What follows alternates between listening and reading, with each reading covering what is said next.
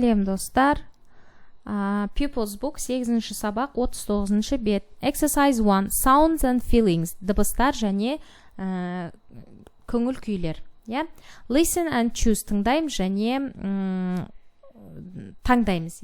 Яғни дыбыс естейміз, бір дауыстар болады. Сол дауыс бойынша қайсы сын есім екен таңдаймыз. Happy бұл қуанышты, sad бұл көңіл күй түсік, яғни мұңайып тұрған, angry бұл ашулы, tired бұл шаршаңқы. Енді сол бойынша дауыстарды тыңдап қоятын болсақ, біріншісі бізде happy болып тұр, бақытты болып тұр. Бұл бізде мына суретті таңдаймыз. Екіншісінде sad, көңіл күйсіз, сондай мұңайып тұр. Үшіншіде angry, ашулы болып тұр. Төртіншісінде tired, шаршаңқы, шаршап тұр. Бесіншісінде angry, ашулы, алтыншысында happy, бақытты болып тұр. Осындай көңіл күй жақсы болып тұр. Осылай етіп таңдайсыздар.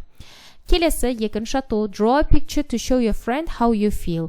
Досыңа сенің көңіл күйің қандай екенін көрсету үшін сурет саламыз. Осындай етіп, мысалы, күліп тұрған, немесе мұңайып тұрған, немесе ашуланып тұрған бетті салып, досымызға көрсетеміз. Үшінші атау, make, sing the feelings song and do.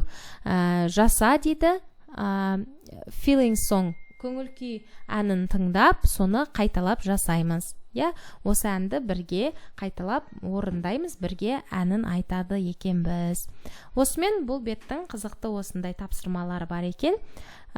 Соларды аяқтадық. Каналға тіркелмеймін болсаңыздар тіркеліп кетіңіздер. Каналдан 3-ші сыныптың орыс тілі, қазақ тілі және ағылшын тілдерінен сабақтарын таба аласыздар. Сау болыңыздар.